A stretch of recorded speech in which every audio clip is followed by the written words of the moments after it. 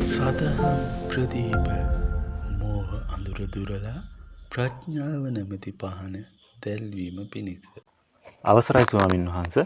ස්වාමින් වහන්සේ ගිහියන් විසින් ස්වාමින් වහන්සේට දානය පිළිගන්නන විටදී කප්පියම් කරනවා කියලා යමක් සිද්ධ කරනවා. ඒ කප්පියම් කරනවා කියන කුමක්ද කියලා ස්වාමින් වහන්සේ පැහැදිලි කරලා දෙන සේක්වා.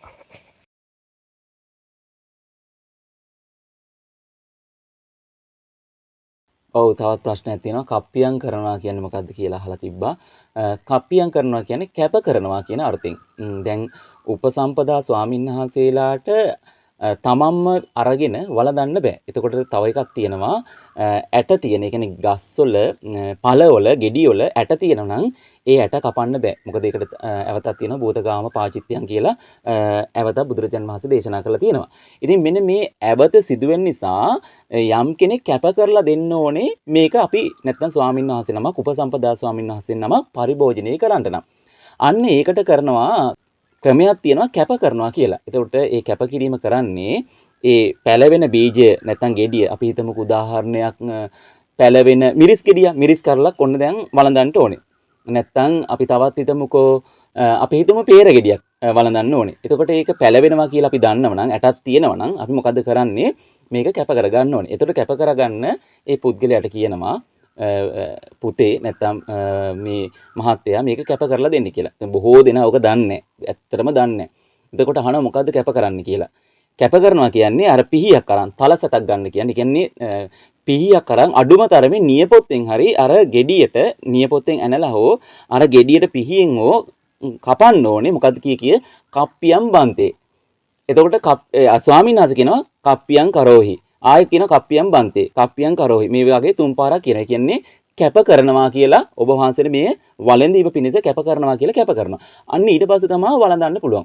ඔය ගැන තියෙනවා මේ සීහල වත්තු හෝ නැත්නම් ඊතා පැරණි බණ කතා පොත්වල මෙන්න මෙහෙම එකක් තියෙනවා. මතකද දන්නේ අනුරාධපුර යුගයේ එක්තරා ස්වාමීන් වහන්සේ නමක් දුර්භික්ෂ කාලයක් තිබුණේ අර බැමිණිටිය අනියන්සායේ. මෙන්න මේ කාලේ හැම තැනම නියඟේ. එතකොට එක ස්වාමින් වහන්සේ නමක් දානේ නැහැ. බොහෝ ස්වාමීන් වහන්සේලාට දානේ නැහැ. දානේ හොයාගෙන යනකොට පින්ඩපාතේ යනකොට මේ ස්වාමීන් වහන්සේ දකින්න ලැබෙනවා මොකද්ද? අඹ ගහකට බොහෝ අඹ ගෙඩි වැටිලා. දැන් මේ ස්වාමීන් වහන්සේට වළඳන්න පුළුවන් අරගෙන වළඳන්න පුළුවන්. හැබැයි වළඳන්න විදියක් නැහැ. කැප කරන්න කෙනෙක් නැති හින්දා. මේ ස්වාමීන් වහන්සේ බලාගෙන ඉන්නවා දැන් කවුරු හරි මට මේක කැප කරගන්න නැත්තම් පිළිගන්න මට දැන් කවුරු හරි එයි කියලා. මෙහෙම බල හිටියා කවුරුවත් ආවේ නැහැ. මේ ස්වාමීන් වහන්සේ මොකද උනේ? එතනම කලන්තේ හැදිලා වැටුණා. කලන්තේ හැදිලා වැටුණාට පස්සේ 12 පහ වුණාට පස්සේ ඔන්න උතනින් යනවා එක්තරා මිනිස්සෙක් උපාසකෙක්.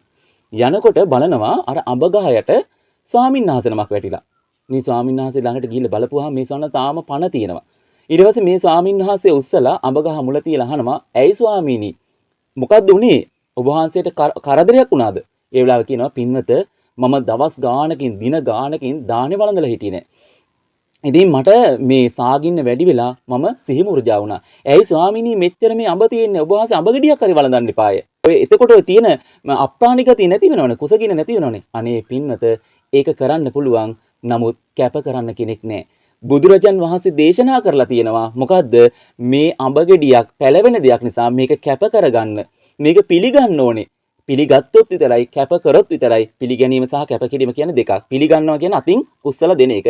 කැප කරනවා කියන්නේ අර භූතගාමී නැත්තම් පැලවෙන දේ කප්පියම් කරලා නැත්තම් කැප කිරීම තමයි ඒ වචනේ තේරුම. එතකොට මේ දෙකම අපි උපසම්පදා ස්වාමීන් වහන්සේලා රකින්න ඕනේ. ඒතර අර ස්වාමීන් වහන්සේ කියනවා මට කැප කරන්න කෙනෙක් හිටියේ නෑ. මේක පිළිගන්නන්න කෙනෙක් හිටියේ නෑ. ඒ නිසා පින්නත මම වැළඳුවේ නෑ. මේ මිනිසයා කියනවා ස්වාමීනි මෙච්චර දුර්භික්ෂ කාලයකවත් ඔබ වහන්සේලා සිල්පද කඩා ගන්න නැහනේ. අනේ ආශ්චර්ය බුද්ධ ශාසනේ. අනේ මහා ලාභයක් බුද්ධ ශාසනේ. මෙවැනි අසිරිමත් බුද්ධ ශාසනයක මේ වගේ උතුමන් වහන්සේලා වැඩ ඉන්නවනේ කියලා මේ මිනිසයා බලද්දී 12 පහ වෙලා. දැන් කොහොමත් කෑලි වළඳන්න බෑ. ඔන්න ඊගාවට ඇවතක් තියෙනවා මොකද්ද? ඒ ආහාරයක් විතර ගන්න බෑ 12 පහ වුණාට පස්සේ. ඒතර මේ මිනිසයා කල්පනා කරලා ඒ gediya කපලා බීමක් හදලා ගිලම්පස් එකක් හදලා අර ස්වාමින් වහන්සේට පූජා කරනවා. අන්න ඒ අඹ පානය අපේ ස්වාමින් වහන්සේ වළඳනවා. වැළඳුවට පස්සේ දැන් ඇවිද ගන්න බෑ. මොකද කරන්නේ? අර උපාසකයා අර ස්වාමින් වහන්සේ කරට ගන්නවා. කරට අරගෙන කරේ තියාගෙන යනකොට අර ස්වාමීන් වහන්සේ කල්පනා කරනවා ආහාර නිසා සත්‍යය හට ගන්නවා ආහාර නැතිවීමෙන් නැති වෙලා යනවා. මට ආහාර නැති වුනහම මම ගිලන් වුණා ආහාර ලැබුණාට පස්සේ මම ප්‍රකෘති වුණා. මෙන්න මේක විදර්ශනා කරනවා. ඒ වගේම උන්වහන්සේ කල්පනා කරනවා මේ වගේ දුර්භික්ෂ කාලෙකත් මම අමාරුවෙන් සිල්පද ආරක්ෂා කරගත්තානි කියලා මුන්නාසෙට සතුටක් හට ගන්නවා. මේ සතුටයි අර විදර්ශනාව නිසා පිටේ ඉඳලම නිකලස් බවට පත් වෙනවා පින්වතුනි. එතකොට පිටට යනකොට පිටට නගිනකොට කෙලෙස් සහිත කෙනෙක් හැබැයි පිටෙන් බහිනකොට නිකලස් කෙනෙක් බවට පත් වෙනවා. ඉතින් බලන්න අර කැප කරනවා කියන එක ඒ කටයුත්තත් එක්ක මහා පිනකුත් රැස් වෙනවා. ඉතින් ඔබ මතක තියාගන්න ස්වාමීන් වහන්සේලා මුණ ගැහුණාට පස්සේ මෙන්න මේක කැප කරන්න කිව්වොත් කරන්න ඕනේ මොකද්ද?